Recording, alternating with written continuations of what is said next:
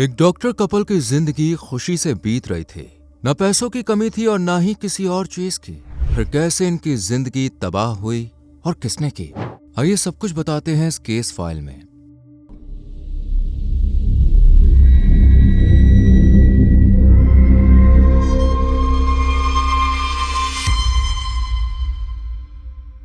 शादी वो खूबसूरत और पवित्र रिश्ता है जो दो लोगों को नहीं बल्कि दो परिवारों और दो खानदानों को एक साथ जोड़ता है। जितने लड़के के अपने नए जीवन को लेकर सपने होते हैं, उतनी ही उम्मीदों से भरी होती है लड़की। और शादी के बाद हर कपल एक खुशहाल जीवन की कल्पना करता है। ऐसा ही एक खूबसूरत रिश्ता था डॉक्टर महेंद्र और डॉक्टर कृतिका का, जिसे दोनों प्यार से, भरोसे से और पूरी शिद्दत से निभा रहे थे। लेकिन 24 अप्रैल 2025 को कुछ ऐसा हुआ कि यह हंसता खेलता परिवार तबाह हो गया।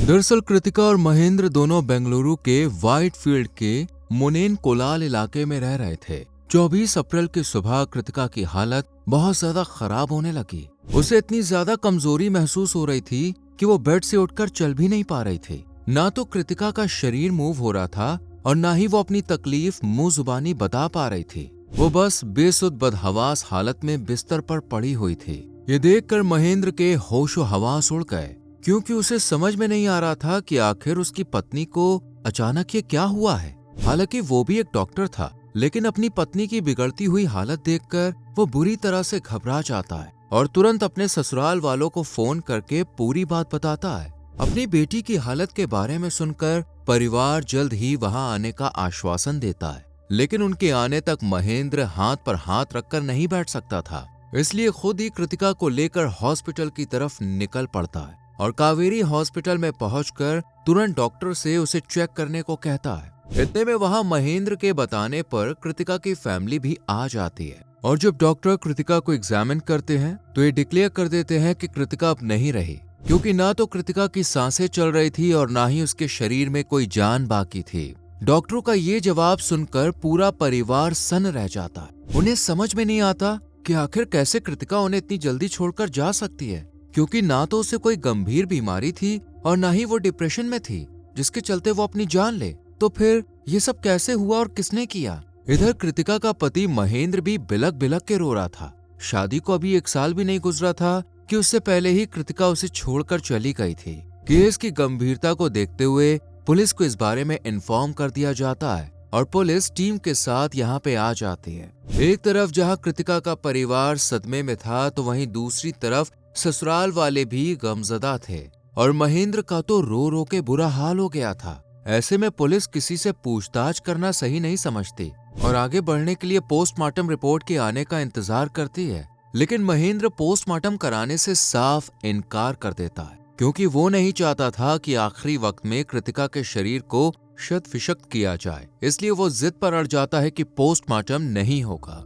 महेंद्र का ये बर्ताव दूर खड़ी कृतिका की बहन radiologist doctor Nikita M Reddy भी देख रही थी और उसके दिमाग में अब कई तरह के शक भरे सवाल घूम रहे थे। उसे ये डाउट था कि कहीं महेंद्र ने तो कृतिका को नहीं मारा। इस शक की एक वजह ये भी थी कि कृतिका की जान अचानक गई और उसकी वजह भी कोई खास पता नहीं चल पा रही थी। इसलिए निकिता पुलिस से कहती है कि आप कृतिका का पोस्टमार्टम करवाइए, लेकिन महेंद्र उसकी बात काटते हुए पोस्टमार्टम नहीं करने को कहता है। इस बात को लेकर निकिता और महेंद्र के बीच नोकझोंक भी होती है, लेकिन कृतिका का परिवार महेंद्र की एक नहीं सुनता और कृतिका की बॉडी को पोस्टमार्टम के लिए भेज देता है। जिस रूम में कृतिका का पोस्टमार्टम किया जा रहा था, उस कमरे में महेंद्र बार बार जाता है और उसे हर बार बाहर निकाल दिया जाता है। ये देखकर निकिता का शक महेंद्र पर और गहरा हो जाता है, लेकिन उसके पास महेंद्र के खिलाफ कोई सबूत नहीं था जिससे वो उसे कृतिका का दोषी बता सके। और जब पोस्टमार्टम रिपोर्ट सामने आई तो उसमें भी कोई शक जैसी चीज दिखाई नहीं थी, बल्कि पूरी रिपोर्ट्स नॉर्मल थी। तो क्या सच में कृतिका की जो जान गई वो नेचुरली ही गई थी? और महेंद्र पर निकिता को क्यों शक हुआ? अब इन सवालों के जवाब जानने के लिए हमें जाना होगा फ्लैशबैक में। सबसे पहले बात करते हैं महेंद्र की, जो कि एक गैस्ट्रो सर्जन है और बेंगलुरु के institute of gastroenterology sciences and organ transplant में सर्जन बतौर काम करता है। वहीं कृतिका एक डर्मेटोलॉजिस्ट थे, यानी कि त्वचा रोग विशेषज्ञ, और प्राइवेट प्रैक्टिस किया करती थी। दोनों के ही परिवार आर्थिक रूप से काफी समृद्ध थे। ना तो परिवार के पास पैसों की कोई कमी थी और ना ही खुशियों की। इसलिए 24 जून 2024 को दोनों परिवारों ने आपसी रजामंदी से महेंद्र और कृतिका की शादी करवा दी। इस शादी में पानी की तरह पैसा बहाया गया था और दोनों ही परिवारों ने दिल खोलकर इस शादी को स्पेशल बनाने के लिए अच्छे से अच्छा इंतजाम किया था। साथ ही कृतिका के पिता ने बेंगलुरु के व्हाइटफील्ड के मुनेन कोलाल जैसे पॉश इलाके में अपनी बेटी और दामाद के लिए 3 करोड़ का घर खरीदा था और दोनों को शादी के तोहफे के रूप में दे दिया था। शादी के बाद दोनों हस्बैंड वाइफ इसी 3 करोड़ के शानदार घर में खुशहाल जिंदगी गुजारने लगे। सब कुछ अच्छा चल रहा था। दोनों रोज सुबह अपनी ड्यूटी के लिए निकल जाते और रात को घर आकर एक साथ टाइम स्पेंड करते थे। कृतिका इसी साल यानी 2025 में अपना खुद का क्लिनिक भी खोलने वाली थी और उसका नाम रखा जाना था स्किन स्कैल्पल। इस क्लिनिक के लिए कृतिका ने डॉक्यूमेंट्स का पूरा काम कंप्लीट कर दिया था और अब बस इनॉग्रेशन की तैयारियां चल रही थीं। बेटी की इस तरक्की से परिवार भी बहुत खुश था और महेंद्र भी उसे पूरा सपोर्ट दे रहा था। लेकिन 24 अप्रैल 2025 को जो हुआ उससे हर कोई सदमे में चला गया, क्योंकि किसी को भी उम्मीद नहीं थी कि कृतिका के साथ कुछ ऐसा होगा। भले ही कृतिका इस दुनिया से जा चुकी थी, लेकिन उससे जुड़े सवाल उसके परिवार, खास तौर से उसकी बहन को परेशान कर रहे थे। निकिता को शक था कि महेंद्र ने कृतिका के साथ कुछ गलत किया है, इसलिए उसने अपनी बहन का पोस्टमार्टम भी करवाया था। लेकिन रिपोर्ट एकदम नॉर्मल आई, जिसे देखकर पुलिस ने भी इस केस को बिल्कुल नेचुरल मान लिया और केस की फाइल सही ढंग से खुलने से पहले ही बंद हो गई। लेकिन निकिता ने हार नहीं मानी और अपने पिता के साथ अगले ही दिन नजदीकी पुलिस स्टेशन में पहुंच गई और वहां महेंद्र पर शक जताते हुए पुलिस को कुछ ऐसा बताया कि पुलिस के शक की सुई भी महेंद्र की तरफ घूम गई। दरअसल 24 अप्रैल से 3 दिन पहले कृतिका के पेट में दर्द हुआ था। अब क्योंकि महेंद्र एक गैस्ट्रो सर्जन था, इसलिए उसने खुद अपनी पत्नी कृतिका का घर पर ही इलाज कर दिया था। उसे कुछ मेडिसिन दे दी थी और ड्रिप भी लगाए थे और कृतिका की इस हालत के बारे में उसका पूरा परिवार भी जानता था। 21 अप्रैल से शुरू हुआ कृतिका का दर्द धीरे धीरे बढ़ने लगा, लेकिन महेंद्र उसे हॉस्पिटल लेकर नहीं गया और खुद ही इलाज करता रहा, जिसका रत्ती बराबर फायदा नहीं हुआ, बल्कि हालत और ज्यादा बिगड़ती चली गई। और 23 अप्रैल की रात तक कृतिका के पैरों से लेकर पूरे शरीर में इतना दर्द पनप चुका था कि वो सही से चल फिर भी नहीं पा रही थी। लेकिन फिर भी महेंद्र ने उसे दूसरे डॉक्टर को नहीं दिखाया और अगली सुबह 24 अप्रैल को इसी दर्द में तड़पते हुए कृतिका ने अपनी जान दे दी। हालांकि पेट का ये दर्द इतना खतरनाक नहीं था कि उसकी जान चली जाती, इसलिए निकिता को शक होने लगता है कि शायद महेंद्र ने उसे जानबूझकर मारा है। अगर कृतिका के पेट में पैरों में इतना ही दर्द था, उसकी दी हुई मेडिसिन से कोई फायदा नहीं हो रहा था, तो फिर वो उसे डॉक्टर के पास क्यों नहीं लेकर गया? महेंद्र जब खुद एक गैस्ट्रो सर्जन है, तो फिर वो कैसे कृतिका की प्रॉब्लम नहीं समझ पाया या फिर समझने की कोशिश नहीं की? अगर कृतिका की जान नेचुरल तरीके से गई है तो उसका रीजन क्या था? क्यों पोस्टमार्टम में कोई खुलासा नहीं हुआ? ऐसे कई सवाल निकिता और उसके परिवार के मन में पनप रहे थे और उन्हें पूरा शक था कि जरूर कृतिका के संग जो कुछ भी हुआ उसमें महेंद्र शामिल है। जब ये पूरी बात निकिता और उसके पिता पुलिस को बताते हैं तो पुलिस के दिमाग में भी शक पैदा हो जाता है और वो निकिता की शिकायत दर्ज कर लेती है। इस शिकायत के दौरान कृतिका के पिता ने ये भी बताया कि डॉक्टर महेंद्र कृतिका से अस्पताल बनाने के लिए अपने घर से पैसे लाने की मांग कर रहा था, लेकिन अब कृतिका के पिता के पास इतने पैसे नहीं थे कि वो अपने दामाद को हॉस्पिटल खुलवा दे, इसलिए उन्होंने मना कर दिया। ऐसे में हो सकता है कि महेंद्र ने बदला लेने के लिए कृतिका की जान ले ली हो। पूरा मामला समझने के बाद अब पुलिस कृतिका का केस फिर से ओपन करती है और कृतिका के विसरा को फॉरेंसिक जांच के लिए फॉरेंसिक साइंस लेबोरेटरी में भेज देती है। दरअसल विसरा एक फॉरेंसिक जांच रिपोर्ट है जिसे पोस्टमार्टम से ज्यादा बेहतर माना जाता है।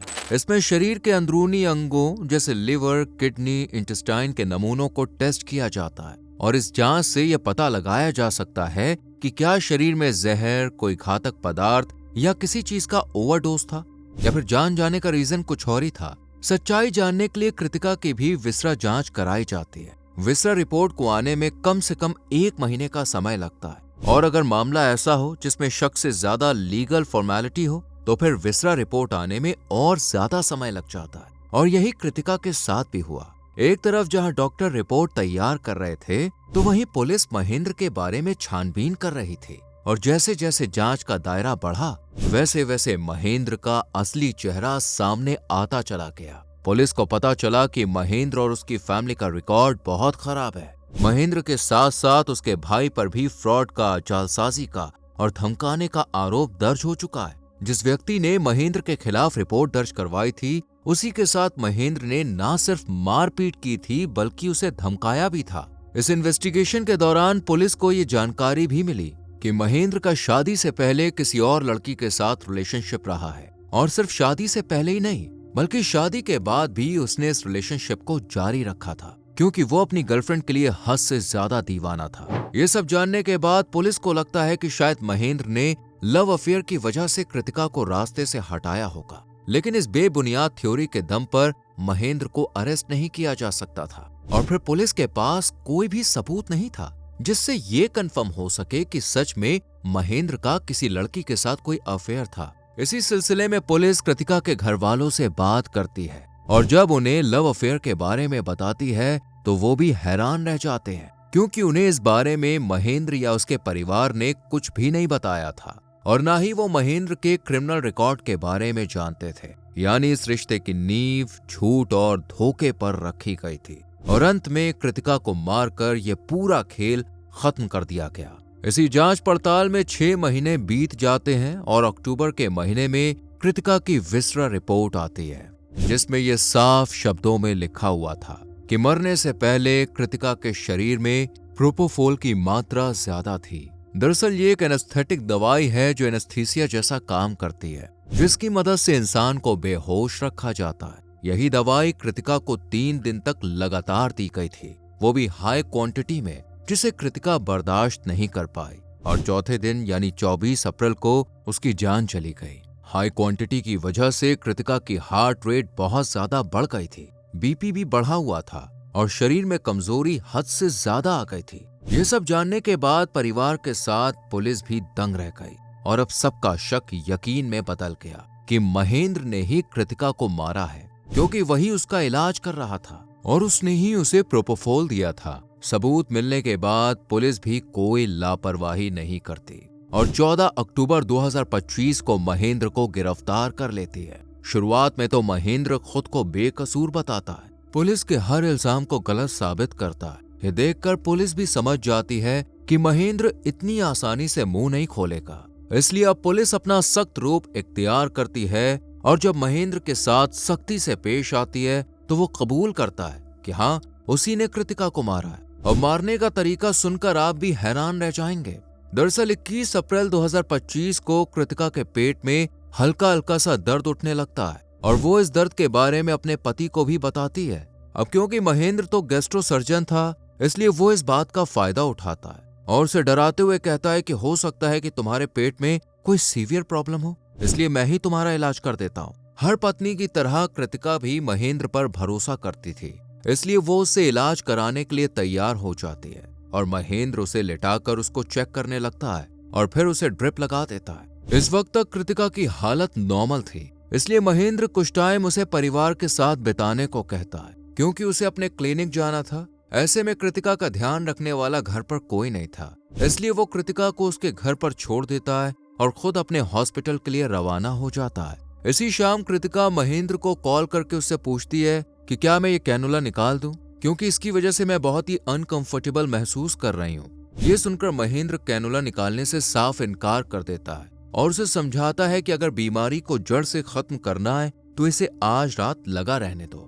कृतिका भी महेंद्र की बात मान लेती है और रात में महेंद्र उसे लेने के लिए आ जाता है और दोनों खुशी खुशी अपने घर चले जाते हैं। अगली सुबह यानी 22 अप्रैल को कृतिका की तबीयत और खराब होने लगती है। उसके हाथ पैरों में तेज दर्द होता है, क्योंकि वो नहीं जानती थी कि महेंद्र उसे प्रोपोफोल की डोज दे रहा है। इस बात से अनजान कृतिका महेंद्र को अपनी बिगड़ती तबीयत के बारे में बताती है, लेकिन महेंद्र फिर से उसे समझा बुझाकर शांत कर देता है और कहता है कि मैं तुम्हारी इस बीमारी से तुम्हें हमेशा के लिए निजात दिलाना चाहता हूँ, इसलिए मैं तुम्हें जो 3 डोज दे रहा हूँ वो ले लो। इस तरह महेंद्र 21, 22 और 23 लगातार 3 दिन तक प्रोपोफोल के 3 डोज देता है, जिससे कृतिका की तबीयत और खराब होने लगती है। इस बात का जिक्र वो अपने परिवार से भी करती है, लेकिन परिवार को अपने दामाद पर भरोसा था, इसलिए वो खामोश रहते हैं और कृतिका भी अपना इलाज महेंद्र से ही करवाती है।